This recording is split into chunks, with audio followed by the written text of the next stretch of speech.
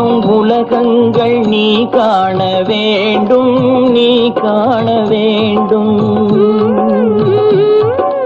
நீ காணும் பொருள் யாவும் நானாக வேண்டும், நானாக வேண்டும். நான் பேச நினைப்பதெல்லாம் நீ பேச வேண்டும்.